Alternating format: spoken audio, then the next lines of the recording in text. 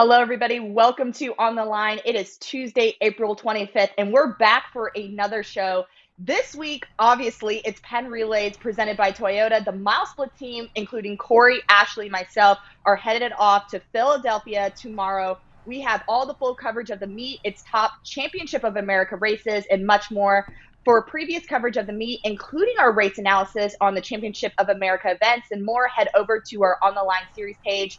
On today's show, we'll talk with IMG Academy's Layla Haynes, drop some insight into Asinga Success's absolutely jaw-dropping 100 meters, and we'll talk national records with the end of the postseason qualifying talk. I'm Olivia Panay here with my co-hosts Corey Mall and Ashley Tishins. Ashley, how are you doing today? I'm doing good. It's the countdown, right? So we get to Philly now. We get to Philly. Just one more day. We're going to be on the ground. Corey, how was your weekend? Fantastic. Watch some more soccer. Fun note for viewers out there who are into Penn Relays. So the day before, when we get in there on Wednesday, we have a little bit of free time, right? Last year we took in a Phillies game. This year I think some people may take in Phillies games. I'm taking in a soccer game in Chester. Of course you are. Who have you convinced to go to the soccer game with you? No one. No one. So it's just going to be you. It's just going to be Corey. But it's going to be amazing. So. It'll be amazing. All right. So there we go. You can find us either at the Phillies game or you can find Corey Mall at the soccer game. Union. I love you, Union. Yeah. All right. Well, you guys, for today's show, we have Layla Haynes of IMG Academy joining us. So far this season, Layla earned the gold medal at the Caribta Games in the 1,500 meters, and she was also the silver medalist in the 800. This upcoming week, we have the honor of seeing the University of Florida compete at Penn Relays, and we are super excited about that. So, Layla, thank you so much for joining us today. Hi, I'm so happy to be here. Thank you so much for having me. Oh, absolutely. So as I mentioned, we will be seeing you compete at Penn Relays. What are you looking forward to the most at Franklin Field this year? Well, this is my first time being there, so I can't wait to see the environment I've only heard spectacular things about the Penn Relays atmosphere to compete in. So it's so exciting to participate and be a part of that, as well as just watch my teammates excel and, be part of this team and just represent IMG at that level of a meet. That's amazing, and especially since it's your first time, it's also Ashley's first time too. And Corey and I have been there a few times. The atmosphere is definitely something to look forward to. And you have experience competing at the international level as well, representing Barbados at the Caribta Games and also winning the title, as we mentioned, in the 50 meters just a couple weeks ago. At Penn, you'll be towing the line with some of the top Jamaican high school 800-meter runners and your elite other international competitors as well. How will you use those experiences to help you as you approach this week at Penn Relays? Well, I think with me, a big thing that I've been learning and trying to take in this whole season is how to race. That's kind of my biggest goal. So I take every single opportunity to be along the same lines as these other phenomenal athletes and try to just learn from every experience as I further my athletics into the NCAA. And so I just can't wait to have that level of competition and be around other experienced athletes so I can only improve. Now, looking ahead to these next couple of days, I have to know, what's kind of the ultimate goal or maybe the target mark that, you personally and the IMG Academy, squads as well are looking forward to hitting at Penn Relays, this weekend? I know for us at Penn Relays, we're really focusing on the relays instead of the individual events. So for me, I'll be doing the part of the DMR. So really it's just to go out there and have our best individual performances so we can all come together as a team and see where it could take us. Just a follow-up here, do you know what leg you're going to be? Can you divulge the information? Yes, I'll be doing the 1200 leg, which I think is a start. Yes. And yeah. So it goes 1200 is fun because it's a nice in between the 800 and the mile. So I have fun with it. Can you talk us through maybe a little bit of that? I mean, obviously you're a remarkable 800-meter runner, and you can run up to the 1600, the mile leg too. 1200 is kind of in the middle there. Why is that maybe a good place for you to? Is it about setting the tone for your team here at Penn Relays? Do you want to get IMG off to a good start? You kind of want to lead the pack to start. assume my coach has more reasoning behind it for sure. But for me, my biggest thing with the 1200 is to work on my strength work as well, my endurance work as well. So when I go into the 800, so I have more experience from an endurance perspective. So it's fun learning how to race as well, going back to what I was saying earlier with race techniques and tactics. It's fun playing around with the 1200 because it's a little bit longer of a distance than an 800. So I can maybe slow down and pick it up or start off hard. And so there's more room to play around with it. Now, Layla, you've had so much experience just representing Barbados, and you were telling us off air like you were born and raised there as well. So, what is it like to represent Barbados at the international level? And what have you gained as experience just from competing at Crypto Games? It is such an honor and a privilege to be able to represent your home always. And I'm just so grateful to be in that position. And so, Crypto Games, being able to represent Barbados at a level like Crypto Games is phenomenal. It's one thing to be along the line with all these other incredible athletes from all these different countries, but to be wearing blue, yellow, and black, representing your country at that level is just, I will never, the idea will just always bother me. I'm just so blessed to be able to do that. Now, when you're not competing in the DMR this weekend, what races maybe are you looking forward to spectating, at Penn Relays and taking it all in, this weekend? Honestly, all, but I can't wait to see the boys 4x1 for sure. That's gonna definitely be a fun one. Are there any college or pro races you're looking forward to as well? Because there'll be a bunch of collegians and other pro athletes too there. 100%. I mean, I'm here just for a good time. So after my races, I'm down to watch every single race I probably possibly can. So it's just as I said, it's a great experience just watching and learning from these athletes who've already accomplished so much and seeing kind of behind the scenes what they do to get to where they're at and all that stuff. So the obvious follow up here, you said the 4x1. You want to watch that? The boys at IMG ran 40.11 earlier in the year, second all time in Florida history. No boys team from Florida has ever broken 40 seconds. But it seems like your guys could make a run at that. You're at a big event, crazy atmosphere. What do you think? What do you think of their chances? But I have full faith and hope in them. I just want them to go out, each of them run the best race they possibly can. And you never know what's going to happen, but I have a lot of faith in them. I know that they'll be great. So it's just to see. Now, you mentioned that this is going to be your first Penn Relays, and I will say, looking at the weather forecast, I think you'll be treated to some, typical traditional Penn Relays weather. It looks like it's going to be a little chilly, a little rainy in Philly this weekend. And obviously you're a Florida girl and then you grew up in Barbados. So I'm sure you're more used to some of those warmer conditions. So I kind of want to know though, like when you're racing, do you prefer those warmer, hot conditions or do you like it to be, a little colder? Well, I must say, I'm not the biggest fan of the cold at all. But is when the conditions aren't ideal, I always have fun with it. So it's always just something to add for another experience. So it's kind of, you just have to adjust in the moment to see how your body can react. Whether that's I have to warm up a little longer because it's a little colder, or step back a bit and take breaks in my warm up if it's too hot. So it's going to be very fun this weekend seeing the adjustment. And luckily, it's only going to be cold for a short period of time and I'll be back in Florida. So that's right. It'll just be a quick little cold trip in the cold. That's right. Now let's shift. I want to shift off the track for a second. And I kind of want to know, like, just a little bit more about yourself. Like, do you what's your favorite hobby outside of, running and track and field? Well, whenever I'm home, I'm not too good at it, I must say. I'm not any pro at all, but I have a lot of fun kind of surfing on the longboards and everything back home, which is such a stress relief. And just being out there is everything I can imagine. And so whenever I'm home, that's definitely my number one hobby. So longboarding's more about picking up the wave, right? Or you're not doing any tricks, right? But you're like getting on the wave. What's the part of surfing that you enjoy the most?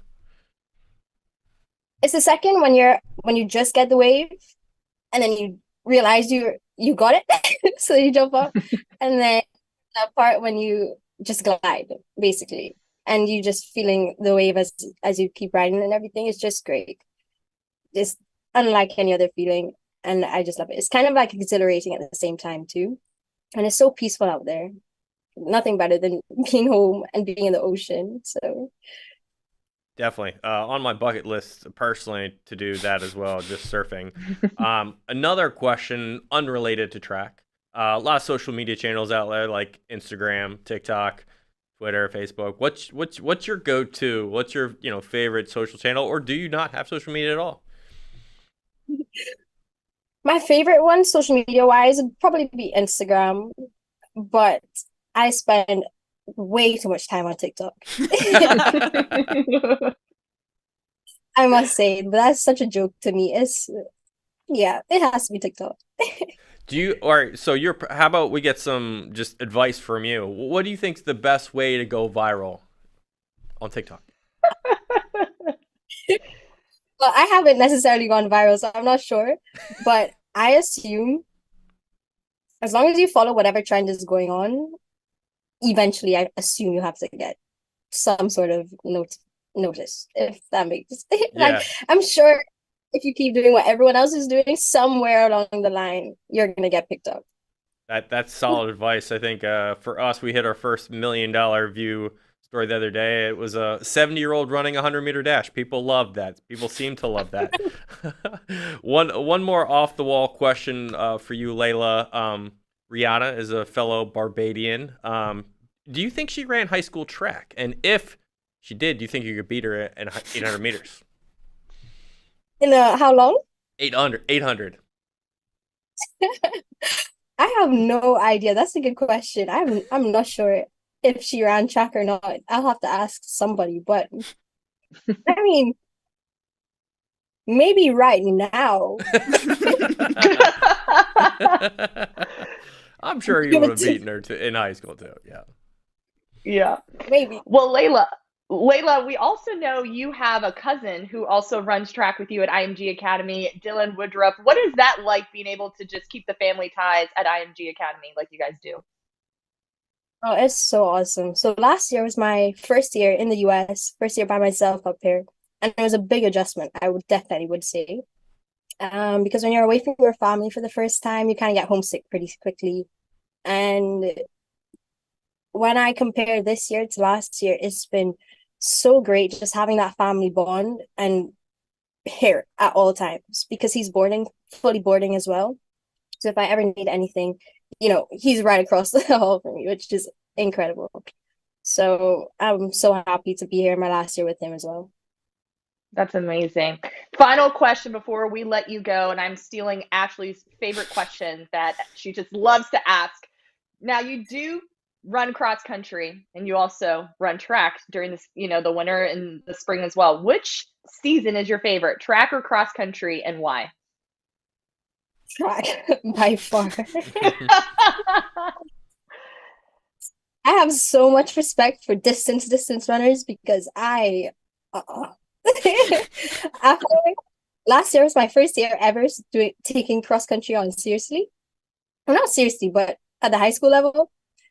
And by the end of the first time I went sub 18 in Desert Twilight, that meet in Arizona, I full on died.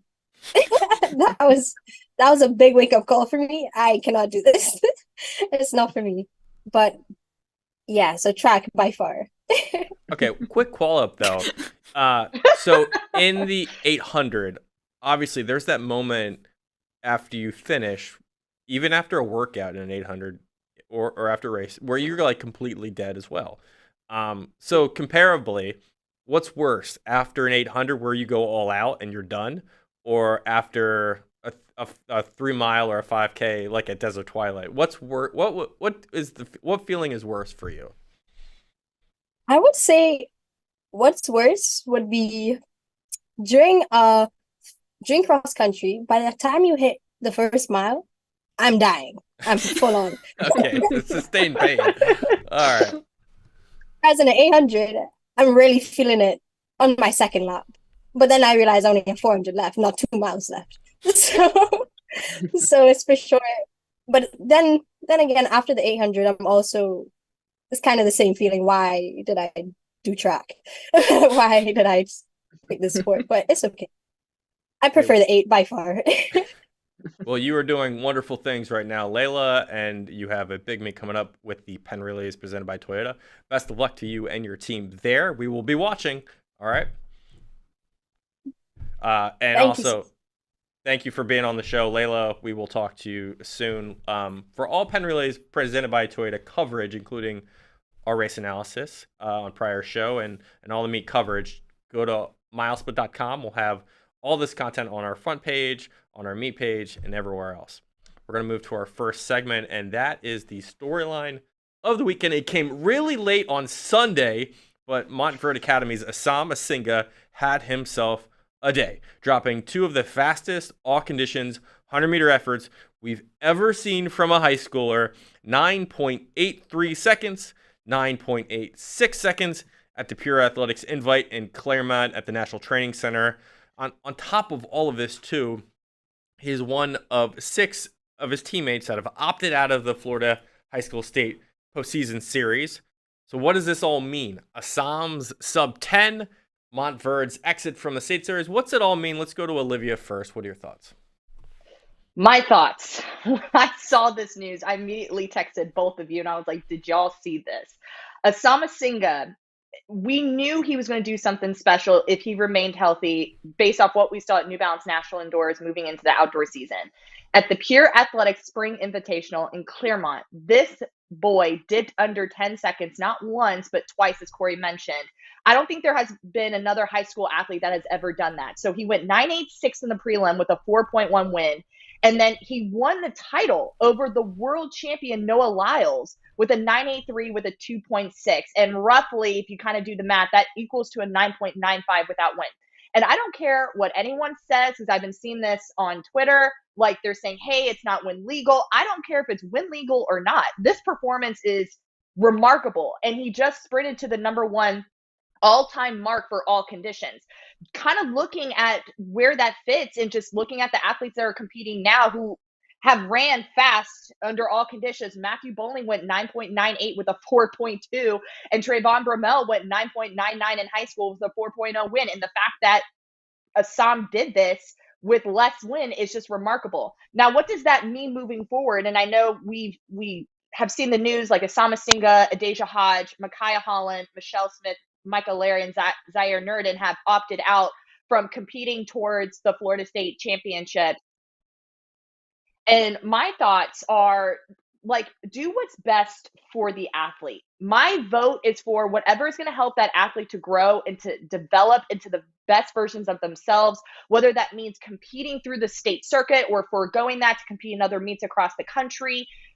Do what's going to help that athlete to gain experience and to take that step forward towards their goals. And so I feel like with Asama Asinga, I feel like he has nothing more to prove. And for him, that looks like his goals are looking beyond the state championships. We're looking towards summer track. So I feel like for Assam, this puts him into conversation with the top of the top, not just in high school, but also like the professionals right now. I just would love to see. This is a great time for right now in April.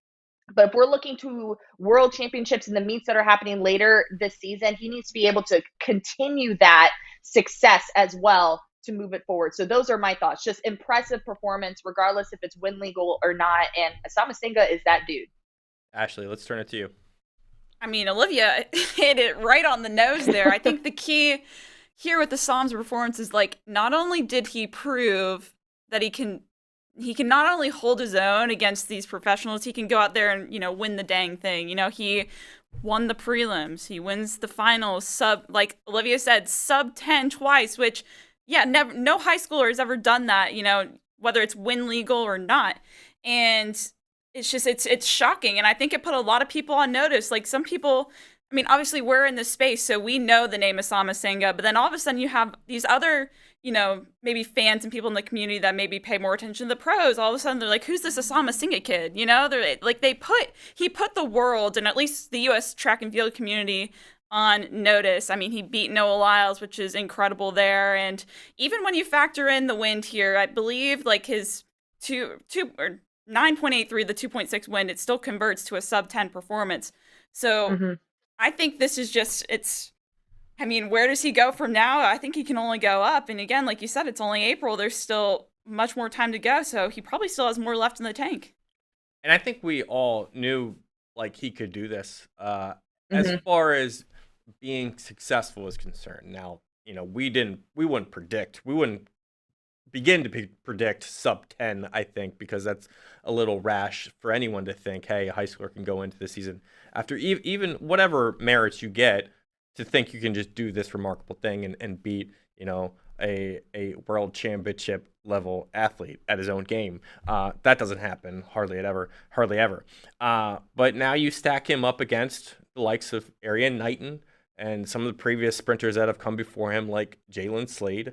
And it seems like now every year we're getting somebody new, which is interesting because before, like, sprint talent was not necessarily at the high school level always at this state of play, essentially. So Trayvon Bromell was a star. Matthew Bowling was a star, but Matthew Bowling wasn't running at this level. Trayvon was running at this level in high school. He broke 10 with a wind-assisted mark at Great Southwest.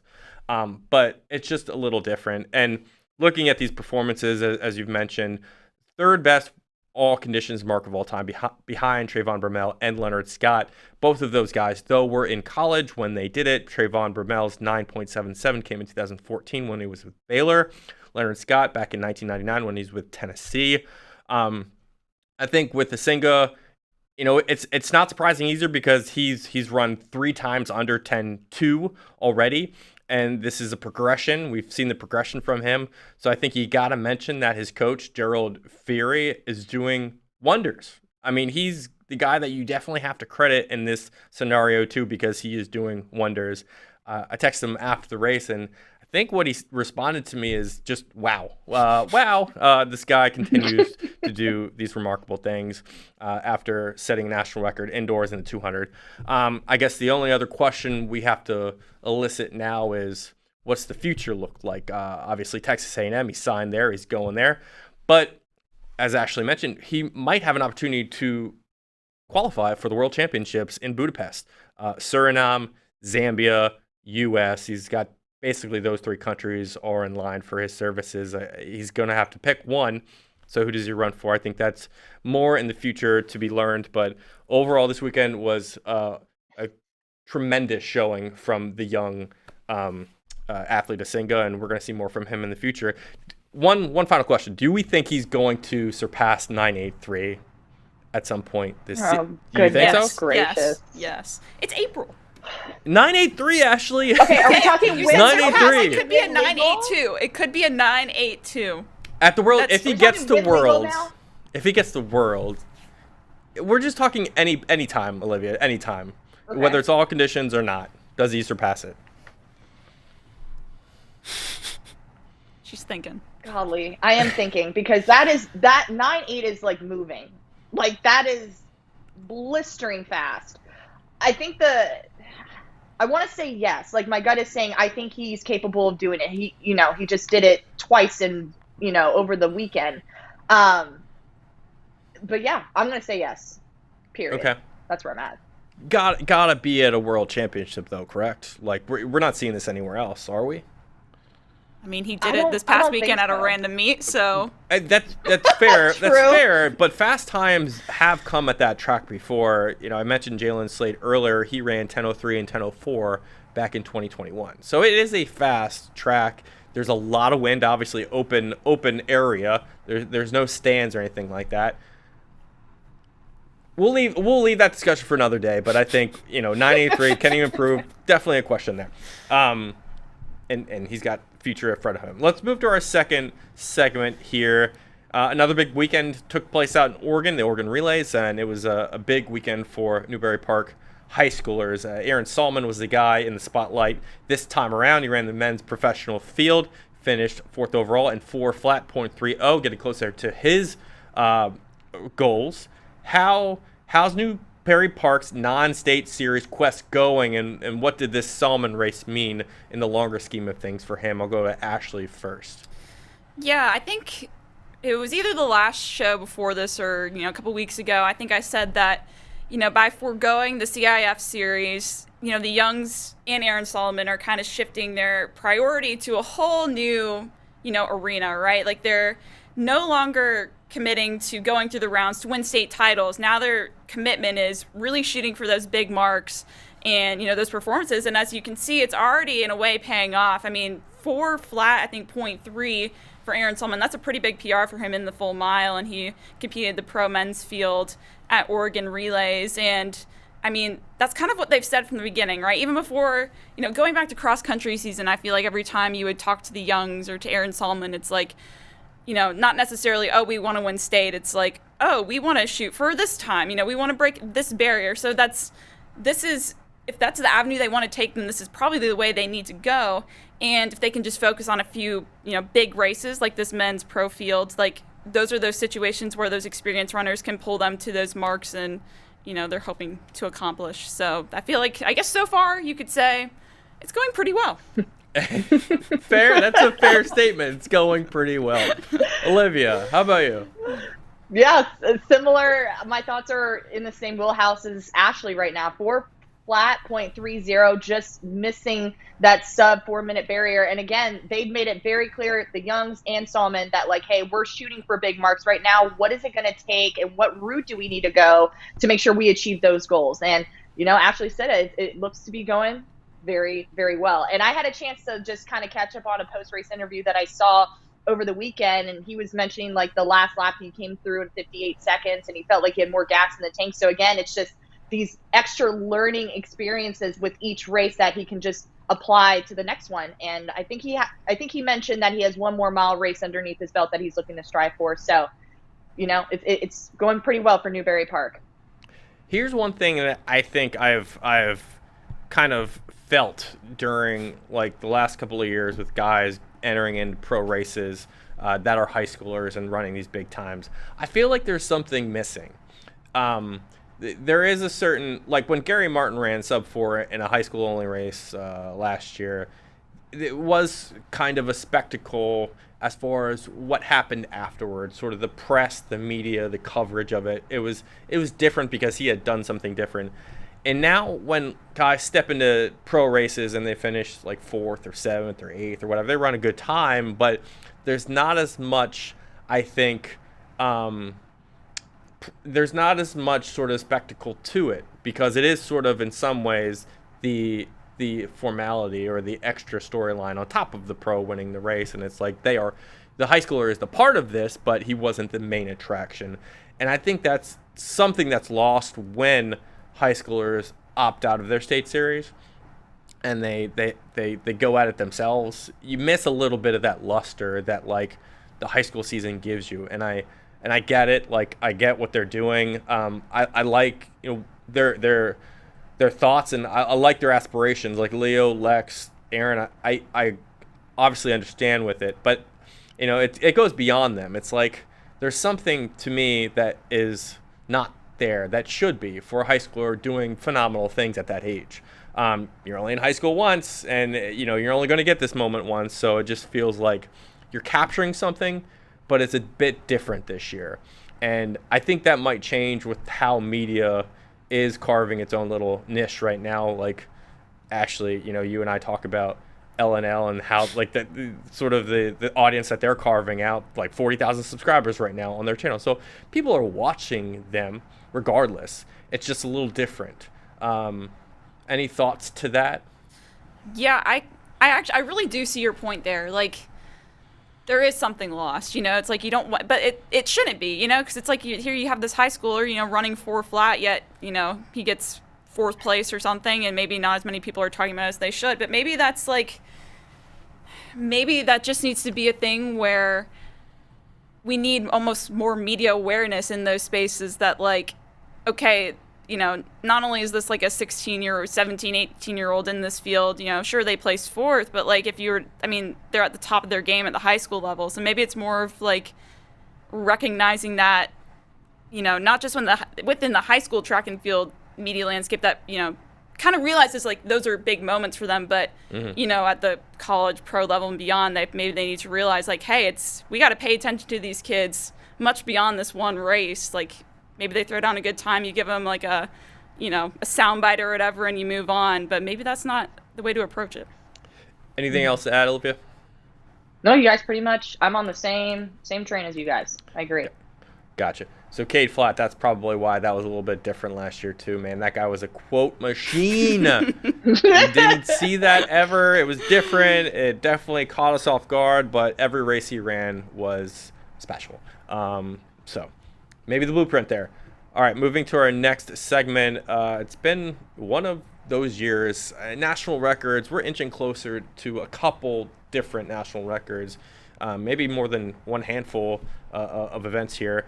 We're going to talk about records, what are on the cusp of being broken. Girls pole vault already gone. Hannah Mull past 15 feet in the outdoor ranks. Her sister indoor ranks, national record there. What's up next? Let's go to you, Olivia. What do you think's up next in the national record space? I know we had this conversation a few weeks ago, like which national records do we feel like could fall?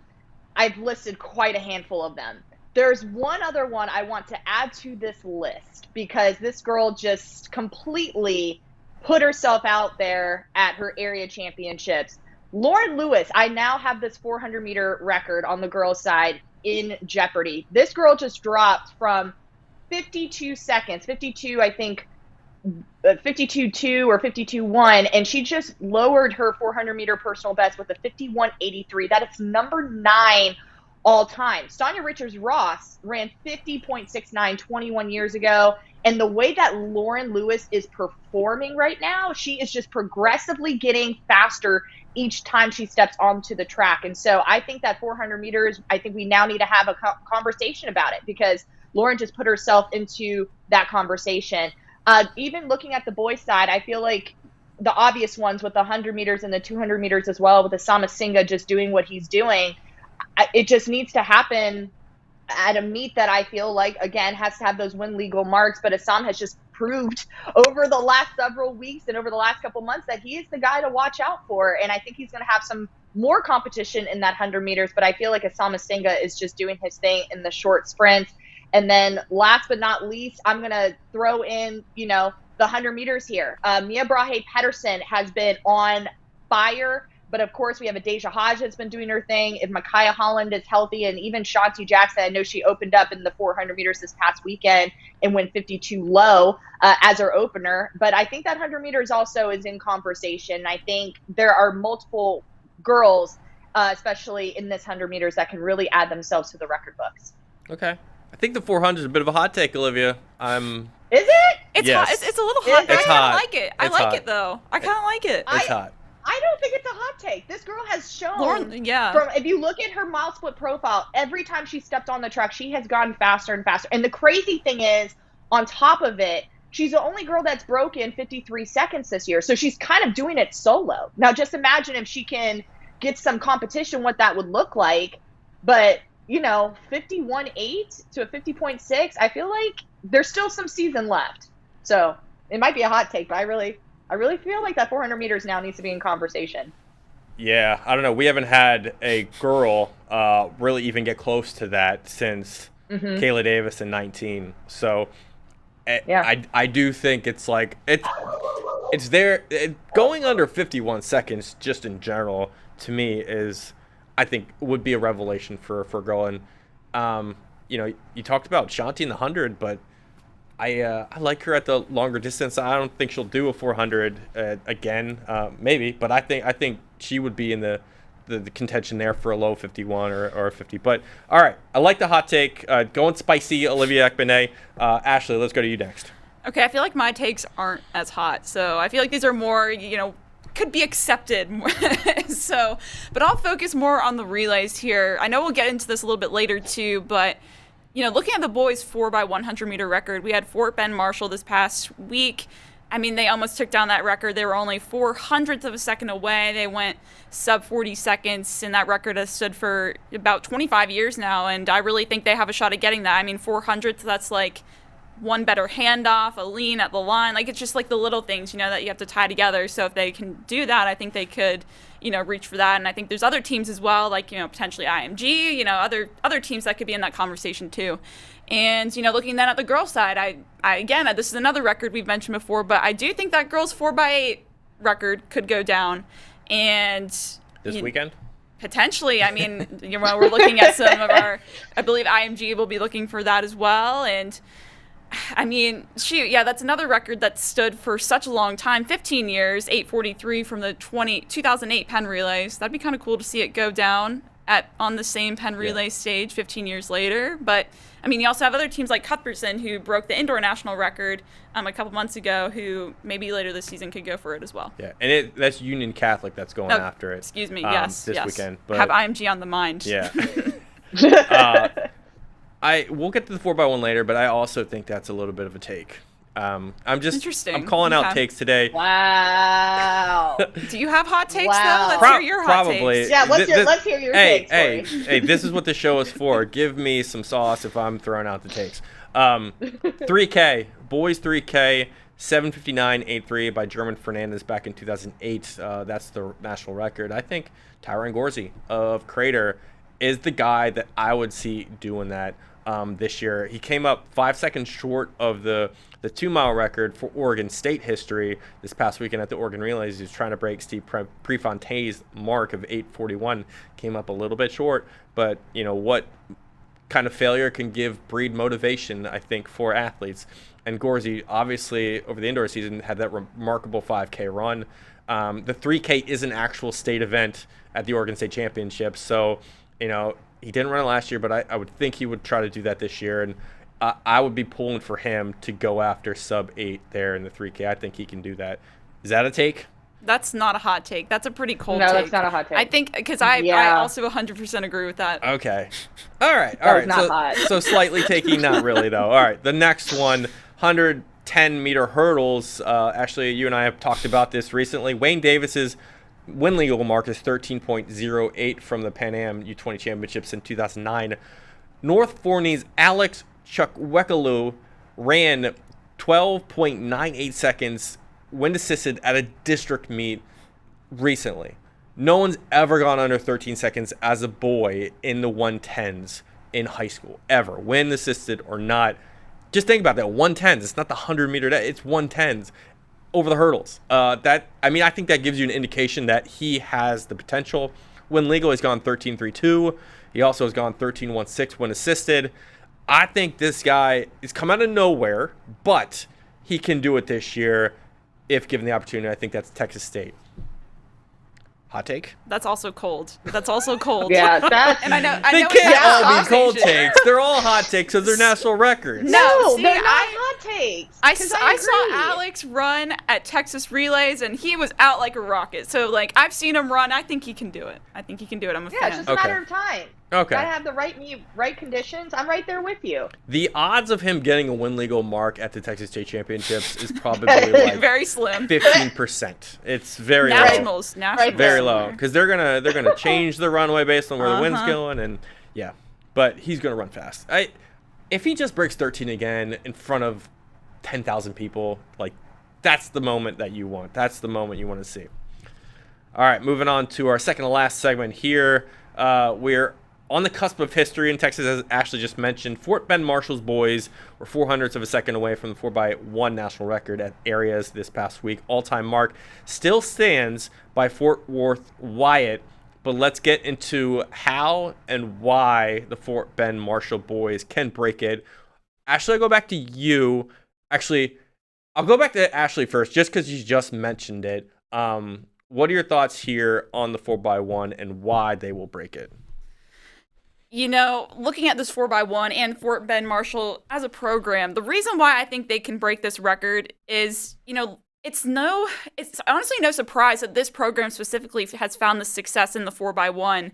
It's a relay that they've had a lot of success in, countless past years, it's not the program's first time going under 40 seconds.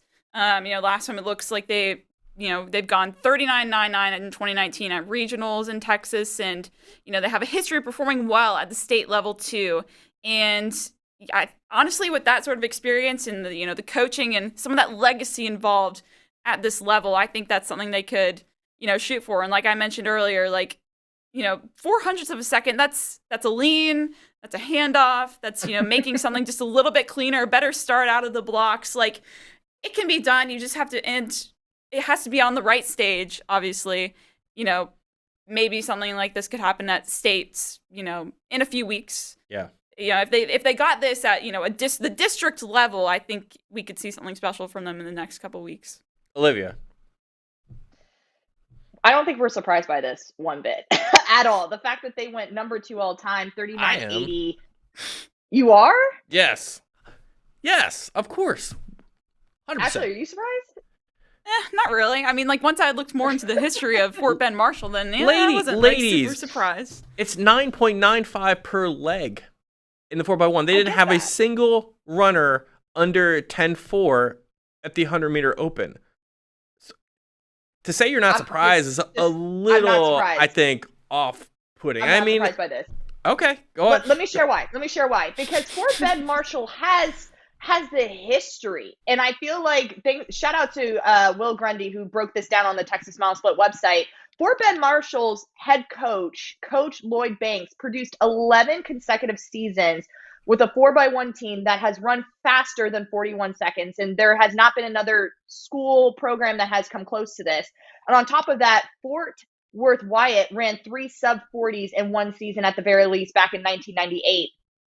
With all of that being said, we have seen Fort Bend Marshall, they've been in conversation this whole season with the times that they have been progressively doing. If you look at their legs, yes, Corey, not all of them have gone sub 10 or 10-1, but it all comes down to the chemistry first and foremost, and also the handoffs as well have to play a huge role. And the fact that Coach Lloyd Banks has had the success that he's been doing, he knows how to sharpen that.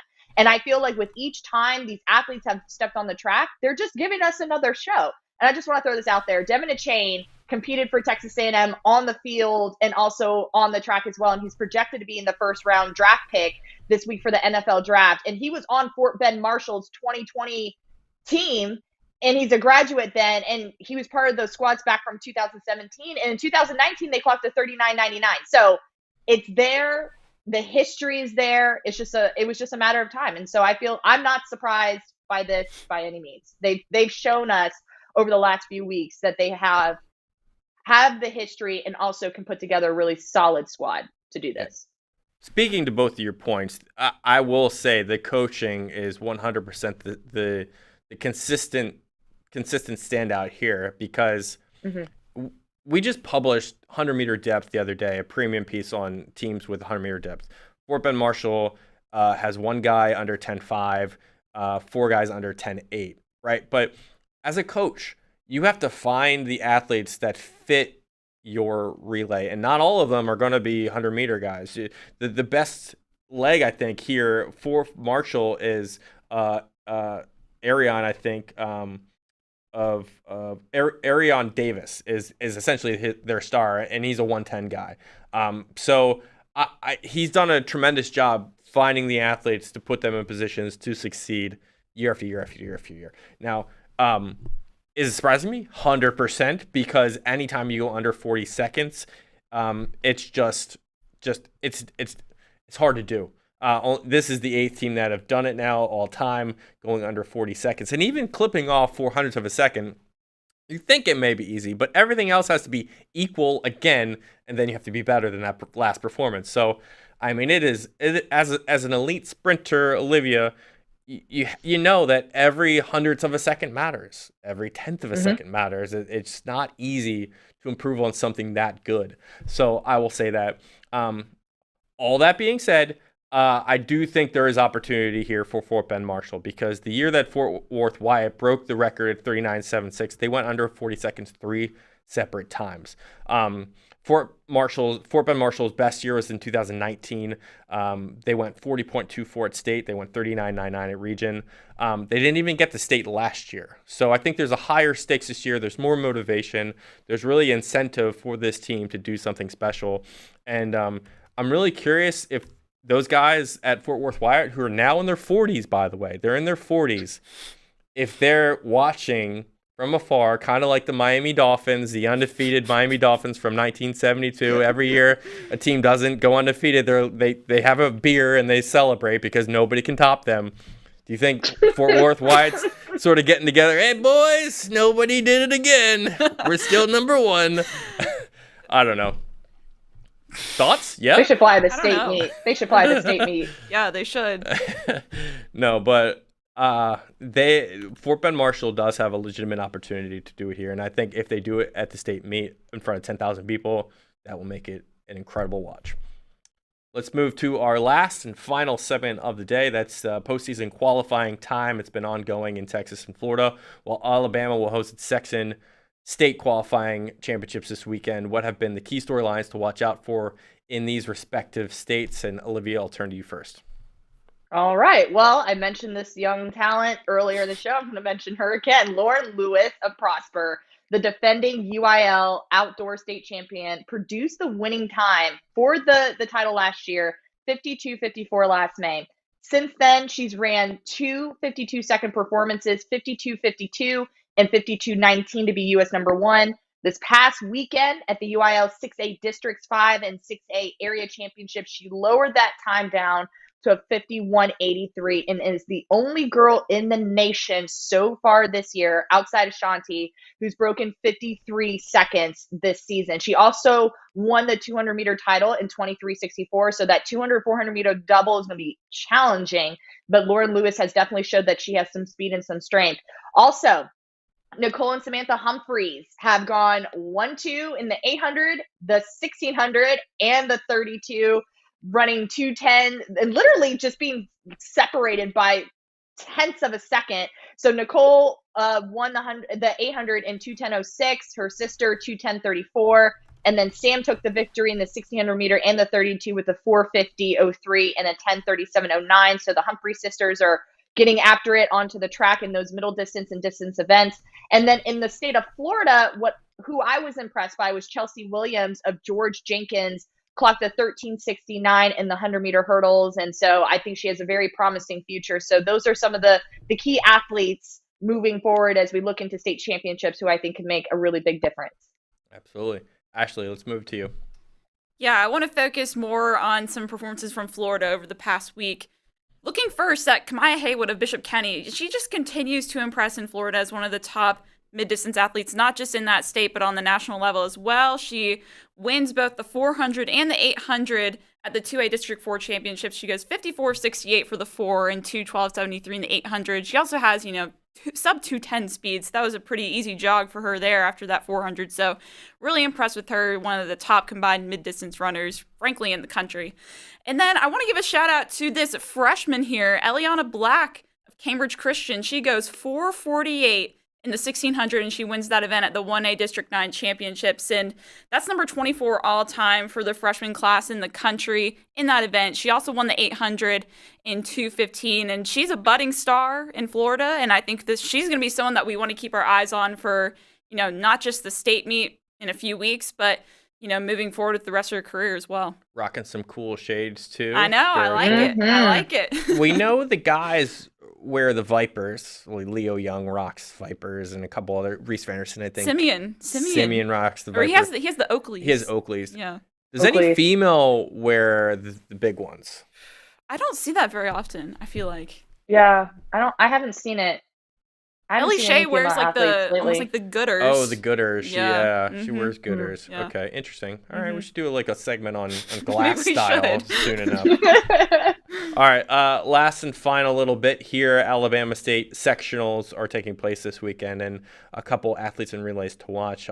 This past weekend at Hewitt-Trussville, Vestavia Hills' boys ran a new state record of 7:38 in the 4x8, led by Alex Leith, the 800-meter runner-up indoor performer at New Balance, and Henry Strand, the brother of Ethan Strand, number 31 in history time there, new Alabama state record. And it's a very monumental performance. I don't know how much stronger they can get in the next couple of weeks, but for reference, only 5 teams in history have gone under 732 for 4x800 meters. If anybody can do it, I think this Alabama squad can do it, because they got some good coaching out there. Jay Avery, a guy to watch out for in Alabama right now. He's number 1 in the high jump, long jump, triple jump in the state. He's gone 6'10" and a quarter in the high jump, 23.11 win assist in the long jump, and 47.11 in the triple jump. I'm pretty sure that no athlete combines as much as Jay Avery does right now, and he is a Houston signing. And then the last one, Morgan Davis from Saraland, a 6A performer. She's a 5-time state Alabama champion, 100, 200 long jump champion last year. Currently number 1 in 3 events as well in Alabama, 11.82 in the 100, 5'10" in the high jump, 20 feet, 4.5 in the long jump. I think she's going to be a girl to watch across the state series there in Alabama. And we wish everyone luck as they go forth in their ventures. Ladies, we got Philadelphia coming up, Penn Relays. Do either of you want to go to the soccer game with me? No? Okay. You know I'm a soccer hater, so I'm going to just say no. I will be at the Phillies game. I feel like it's tradition at this point. You know, it's going to be like 40 degrees at the Phillies game. I'm ready for it. Well, it's going to be 40 degrees at the soccer game. Yeah, but I can take 40 degrees. I feel like Liv is harder to please with cold temperatures. I'll bring layers. I'll be good. All right. Thank you for watching this On the Line episode. We will be back next week after Penn Relays. We'll rehash it all, and we'll look forward to the next couple of meets. Thank you for watching. We'll see you later.